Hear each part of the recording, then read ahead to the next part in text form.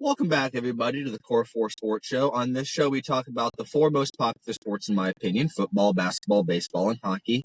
Doing out of my car this morning, just, one of those things. You're busting around so much, just got to do it when you can, and don't always have time to sit down in front of the laptop. But to jump right into it, a lot of week one stuff to go through, a lot of week one reactions, a lot of great games, a lot of great quarterback play this past weekend, which was very exciting to watch, especially since there were so many new quarterbacks and so many new systems, and you just didn't know what you were going to get. So to have that much good quarterback play over the weekend was really exciting to watch. All right, jump right into it, though. Ohio State, Texas. All right, Ohio State's defense just dominated Texas. Now, there's a little bit of concern on the D-line, getting constant pressure on the quarterback. There were definitely some moments where Arch had, basically all day to throw. So they got to get that cleaned up. That's probably going to be a worry for them throughout the whole year, just because I know the biggest worry they've had ever since the spring is the depth on that defensive line. So they may have to start. And Matt Patricia did mix things up. All of a sudden you'd see a corner blitz, you'd see a safety blitz. So he did mix things up, and he did change things around to get pressure on the quarterback. But there are going to be times, I think, where they're going to have to be able to get pressure on the quarterback with just rushing those four guys up front. Arch didn't look good. I don't want to get on him as hard as everybody else is getting on him. But the one thing I noticed, the two things I think I noticed more than anything was he didn't look comfortable. He never looked comfortable throughout the whole game, except maybe to the very end. And then the second thing was his mechanics got worse throughout the game. The whole game you kept trying to see him do this little sidearm slingshot.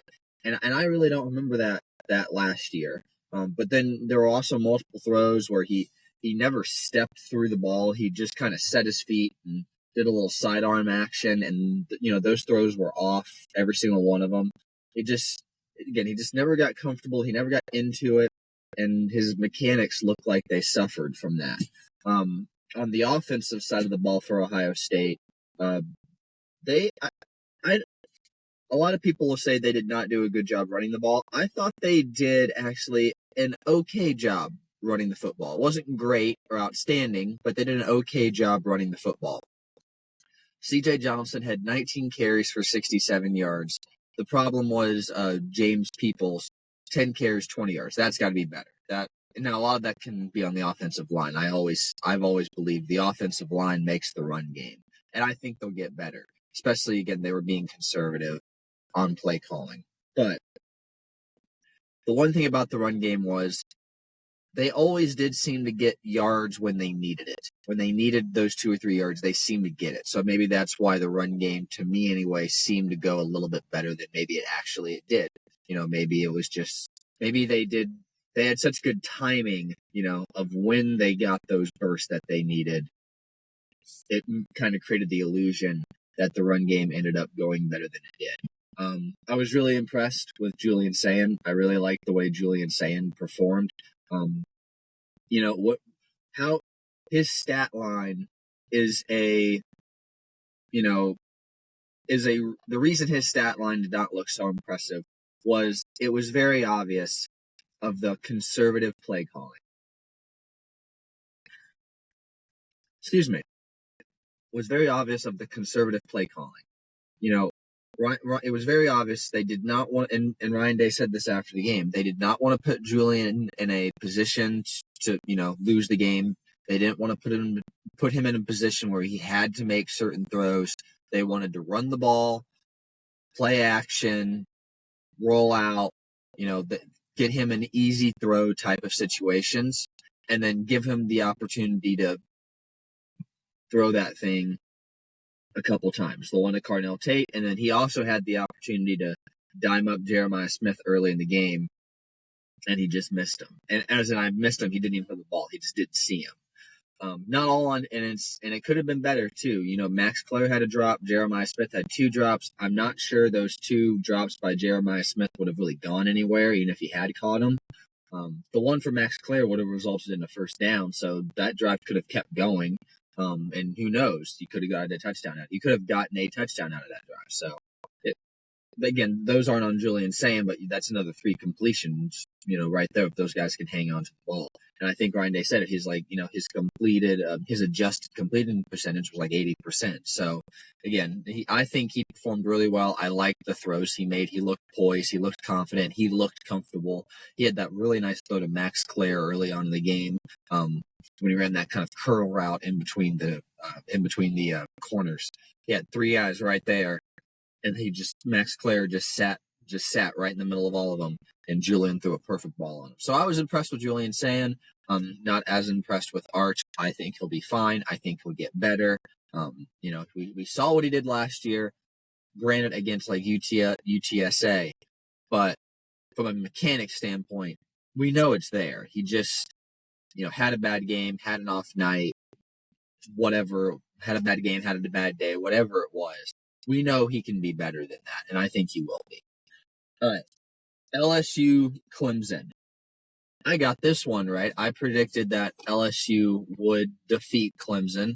I was kind of happy about that because almost everyone was picking Clemson in this game.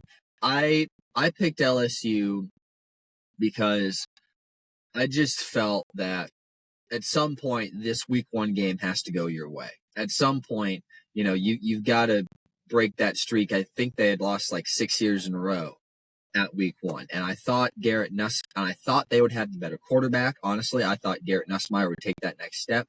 I liked Garrett Nussmeier's wide receiver weapons more than I liked Clemson's wide receiver weapons.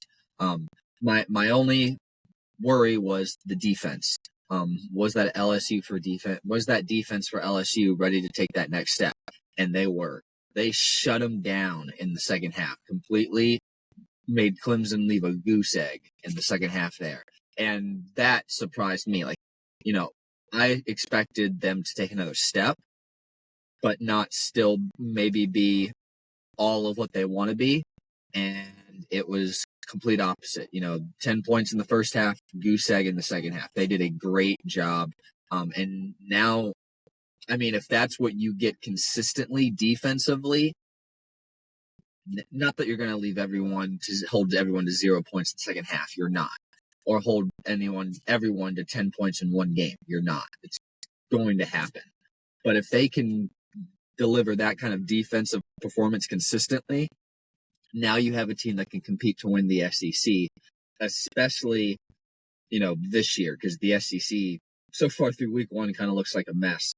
Thank God for LSU. If LSU had lost that game, the SEC would have just looked absolutely awful for week 1. But Garrett Nussmeier threw a lot of really good balls. He made some really great throws. Aaron Anderson, it's obvious. I think he's wide receiver 1. He had a lot of really good catches. He was open a lot. I think he's going to be Garrett Nussmeier's favorite target. He was last year. The only thing with Nussmeier, it wasn't the passing yards, it wasn't the passing touchdowns, it's just the INTs. Last year he had over 4,000 passing yards with 36 touchdowns, but 12 INTs. That's 1 a game. And you expect maybe an interception or something like that when you play a Clemson, but when you're playing absolute no one, you're expecting it to go better than that. So, but again, he performed really well. The LSU defense performed really well. On the Clemson side of things, Cade Klubnik, I thought performed fine. He ran the ball well with his legs. I talked about Clemson this year being a window team and that they have to get it done this year because, they're not the team anymore that wants to use NIL money or the transfer portal. So you're going to have to most likely get guys who aren't the highest or the most talented recruits and then develop them. And so I talked about them being a window team because I feel like it has to happen this year because then after this year, most of these guys I think are going to be gone and you have to start the process all over again. I am still concerned about their wide receiver. I don't know who wide receiver 1 is. I don't know who gets that separation consistently because they obviously had trouble with that in the second half. Who gets that separation? Who gets open? And right now I don't have that answer, and that's my biggest concern with Clemson. Their defense you still only gave up 17 points to LSU, so their defense performed pretty well. I like Cade Klubnik. The run game went fine.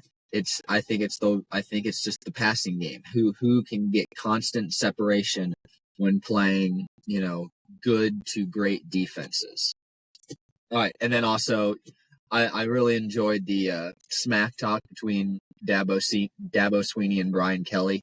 Dabo Sweeney was asked about the game, I think yesterday, and he said, it's like getting the final exam on the first day of class. They got a 65, we got a 58. Neither of us played great. And Brian Kelly, said right. And then Brian Kelly was, asked about what Dabo said. And Brian Kelly fired right back with, well, we shut him out in the second half, so we actually did play well. Maybe he didn't want to watch the second half. And I love stuff like that. I love when coaches, they drop we're just all here to compete. We're all going to try really hard. I love when they drop all that, and it's just hey, I'm better than you. You shut up.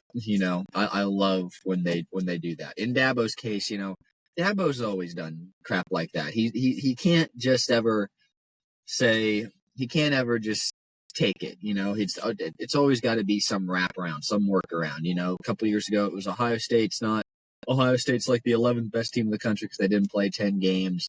And I can't rank them that because just off, the pure standard of it, because you're supposed to play 10 games, and then Ohio State whooped the crap out of them.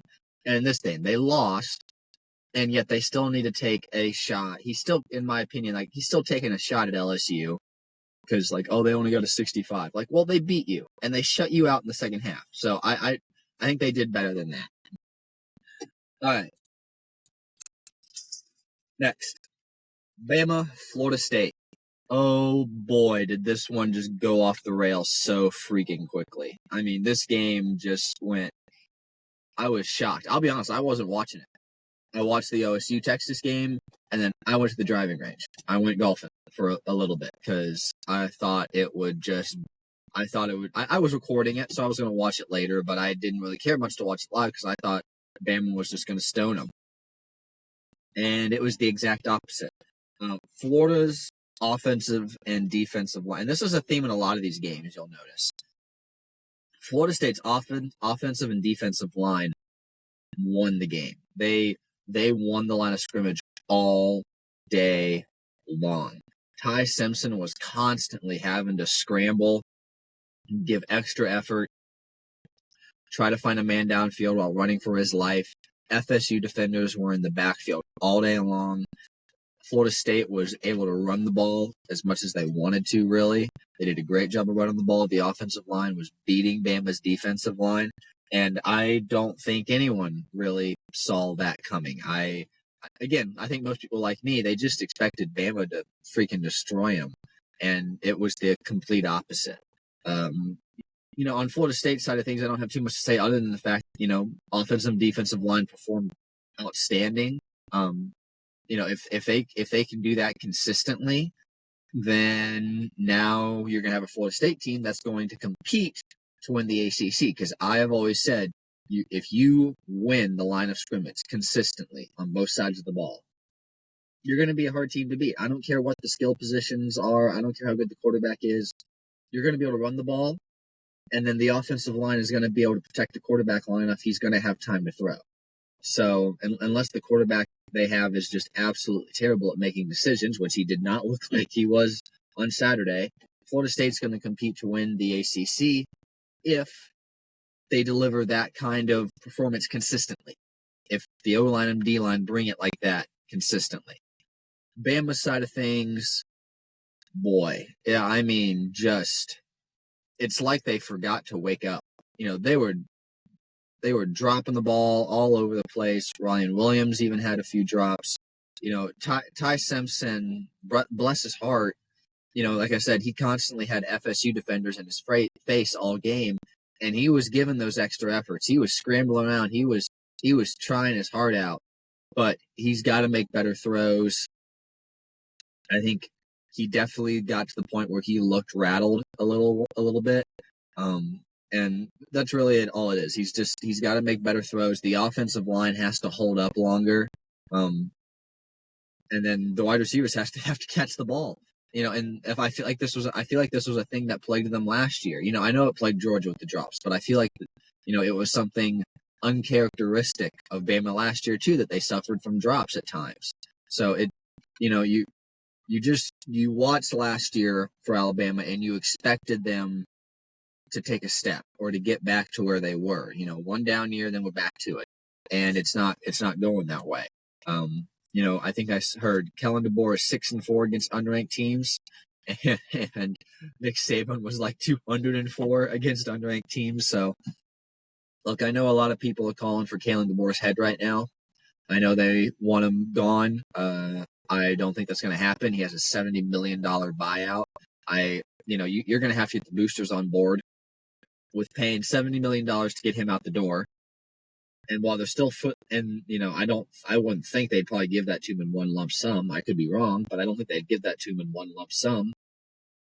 So you got to get them on board for paying him. And then you got to pay the new guy. And if you're Bama, you don't want a nobody head coach. You want one of the best. So he ain't going to be cheap either.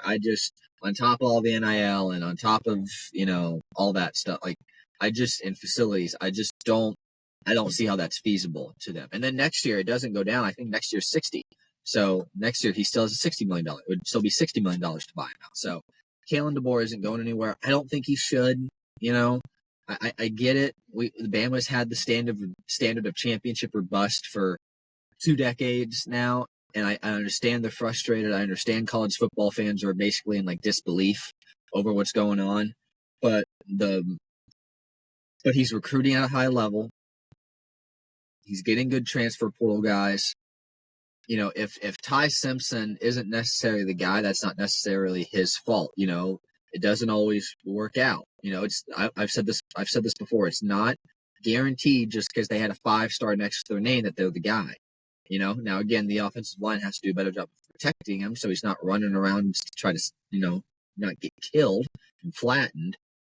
But Oklahoma dealt with that last year. Oklahoma.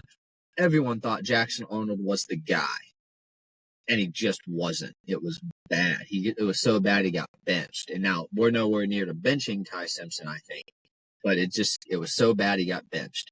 So again, just because that 5-star is sitting next to their name does not guarantee Heisman. Does not guarantee first pick NFL. It doesn't always work.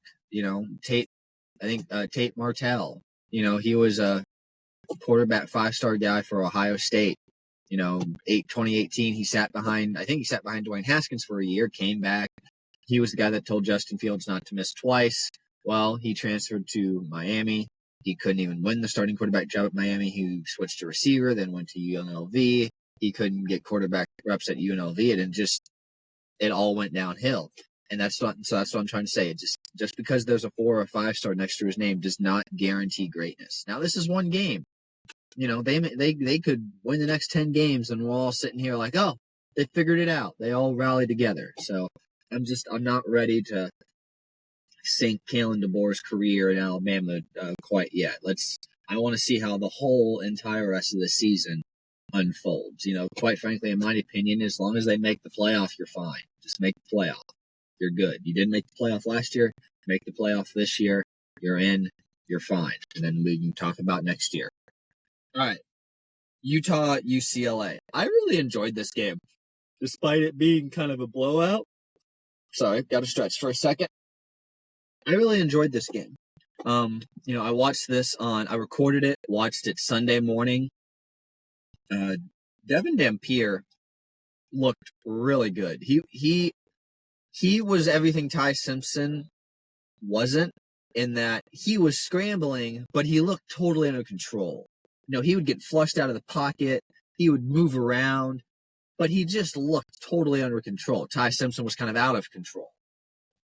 Devin Dampier looked completely under control. He looked completely comfortable in what he was doing. He knew what he wanted to do. He threw some really good balls. he used his legs really well. UCLA's defense was scrambling all night long to try to get a hand on him. Utah, their run game performed well. D-line performed really well. Had guys in the backfield and in Nico Amaliava's face all night long.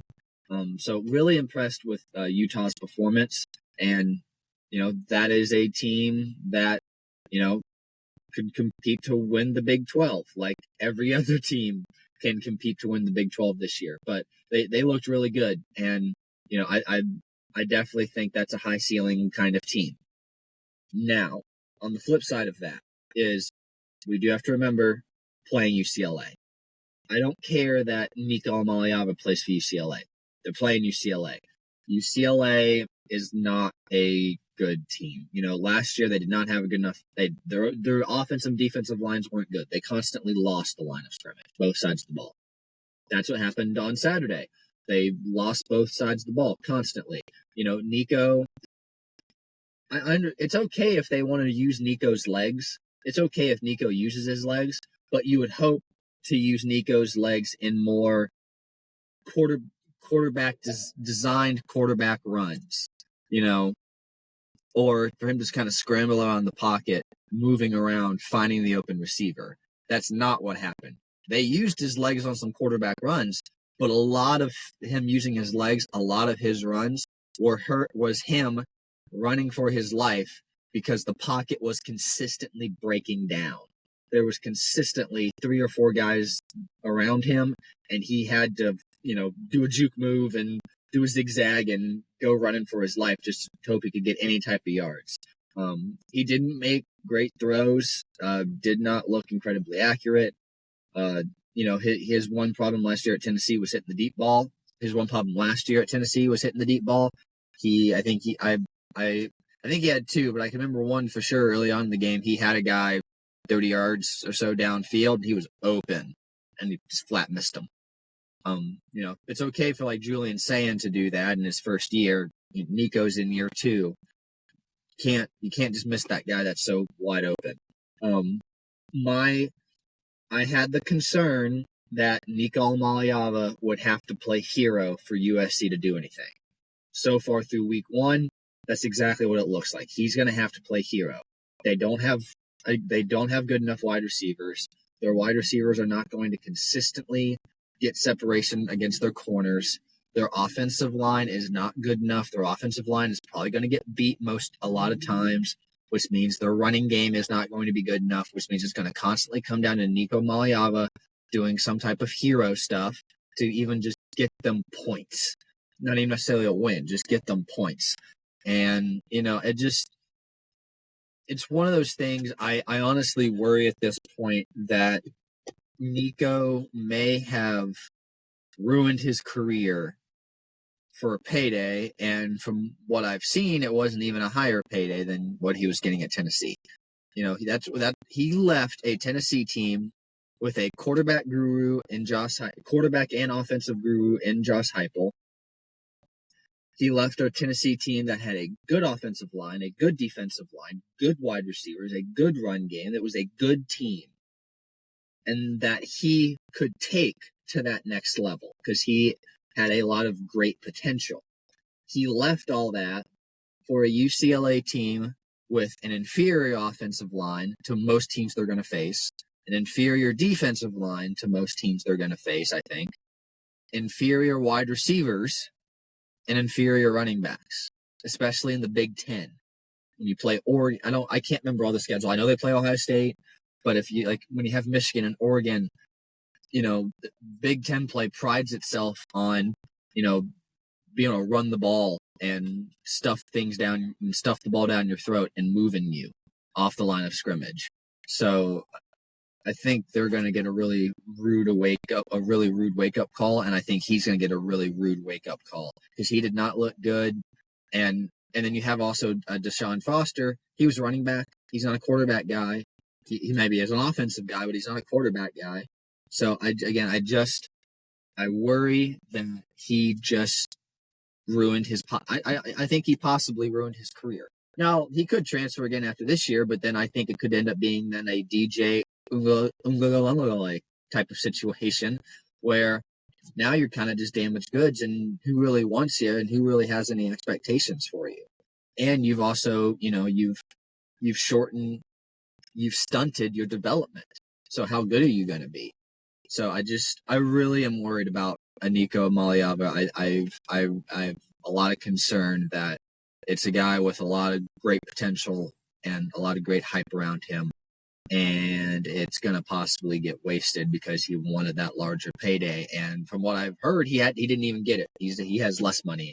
He's taking less money at UCLA, which if anyone knows, yeah, you were going to get less money at UCLA. There's a reason Chip Kelly left. One, Chip Kelly didn't want to have to do all that NIL transfer portal stuff, but he left. But he had no resources. It's kind of known. It's kind of like the worst kept secret. UCLA has one of the worst NIL type resources. NIL, war chest. They have one of the worst. They're one of the worst at that in all of college football. So they have no resources to pay players. So you just worry that he just made an incredibly bad decision, and it could possibly cost him a really nice and long career. All right, I got to quicken this up a little bit. Notre Dame, Miami. Carson Beck played really well. I said I just can't trust Carson Beck till I see it. Didn't say he couldn't do it, but I couldn't trust him until I see it because of the bad year he had last year at Georgia, albeit a lot of wide receivers that couldn't catch the ball, led college football in drops at Georgia last year. But then on top of that, the shoulder surgery. And, he wasn't throwing for a really long time. And, Mario Cristobal is going to say, well, he's doing well. He's progressing. He'll be ready week one. It's coach speak. He has to say those things. He's not going to walk on the podium and say, yeah, we made a mistake. We shouldn't have got this guy. He ain't healthy. They're not going to say that. So, again, it was just one of those things. I wasn't going to trust it till I saw it. I saw it. He looked really good. He made some really good throws. He made some accurate throws. One thing I was almost a little surprised by, a lot of zoom on that ball. There was a lot of zip on that ball. He did have that. Now, one of his throws, I honestly think should have probably been picked off. That falling away throw towards the end of the half. That probably should have, I think 95% of the time that's at least incomplete or picked off. But wide receiver made a great catch. Credit to him. They got the 7 points. So good job. With that said, I said you would hear a lot about the theme about the offensive and defensive lines winning. Same case. Miami won the line of scrimmage in this, which was a huge shocker for me in this game. Since Marcus Freeman has been at Notre Dame, they pride themselves on line of scrimmage. Since he's been there, they win the line of scrimmage. They had one of the best offensive lines in the country last year, maybe the best offensive line in the country. They win the line of scrimmage. And Miami pushed them. Miami pushed them around, especially on the offensive line. The offensive line was moving people all ding day long, especially that last drive of the second half and that last drive of the first half and that first drive of the second half. They were moving people, and they ran. It felt like each possession took 15 minutes, even though it didn't. It just felt like they had the ball forever each possession because they were just running it. They could do dink and dunks. The offensive line was just pushing Notre Dame's defensive line right out of the way. Now, it's not like the case of Alabama FSU where Miami defensive line guys were in Notre Dame's backfield all night long. It's not so. They didn't exactly dominate Miami's defensive line didn't exactly dominate Notre Dame's offensive line, but they still beat them. But they really pushed them. Miami's offensive line really pushed Notre Dame's defensive line, which is just a complete shocker to me. Now, Notre Dame did a good job of coming back late. I think a lot of what happened in Notre Dame's case, it's on Mike Denbrock, Notre Dame's offensive coordinator. They just waited too long to open it up. They just kept trying to do all these little screen passes and little easy throws, and I think it cost them because they got behind, and then it forced them to start opening the ball. They couldn't run it with Jeremiah Love because they didn't have time to, which I don't know why we did not run the ball with him early in the game. I honestly think that could have been a situation where they forgot they had a great running back. Like, you forgot that guy was on the field. That happens sometimes. Hopefully they don't do it again, and hopefully there's nothing secretly wrong with him. But They just waited too long to open it up. When they finally started opening it up, CJ Carr looked good. He made good throws. He had the one pick, but he looked fine. But Notre Dame just waited too long. They tried to play it too conservative, too early, and I think they were honestly planning on winning the game with defense, and it just didn't go that way. And by the time they made that adjustment, it was just too late. All right, TCU, North Carolina, quick. TCU just dominated Bill Belichick. It was ugly. I thought it would be ugly. You're hearing a lot of things about how he's treating recruits. The recruits are waiting up to 30 to 45 minutes to an hour just to see Bill Belichick. And then they'll say, oh, you're not going to see him today, and they get driven back to the airport. I heard about that. I had a bad feeling that place would be a mess, and it feels like to me a mess. And the game looked like a total mess. They had that first drive, and then after that, just all downhill from there. All right, Cowboys, Eagles. Cowboys, Eagles tomorrow night on Thursday Night Football. Eagles, we're going to dominate that game. The Cowboys have no defensive line. I think Saquon Barkley is just going to run all over them and just torch that entire defense. They might be able to stop the passing game a little bit because they have Deron Bland back there and a few other nice pieces. So they might be able to slow down the passing game, but I think they're going to run the ball all over them. And then Chargers, Chiefs. Will Herbert take that next step? We've been waiting. When does Herbert, boom to that next level of quarterback, that Josh Allen, Patrick Mahomes type level of quarterback? We think he has the potential, but he hasn't done it yet. Problem is, I'm not sure he'll ever do it in that Jim Harbaugh offense. They want to be tough-nosed, run the ball, play defense. So I'm not sure he's ever going to quite get that opportunity. And then the big thing to look for on the Chiefs, what will the Chiefs offense look like after getting almost shut out against the Eagles last year in the Super Bowl? I know they're going to be without Rashad Rice. Travis Kelce's getting older. I think it's just going to be really interesting to watch that game. Watch what the Chiefs' offense looks like. It could be a situation last year, where it was just kind of Patrick Mahomes doing it all and just trying to kind of heroing it just a little bit. All right. Thank you guys very much for watching, and I will see you next time.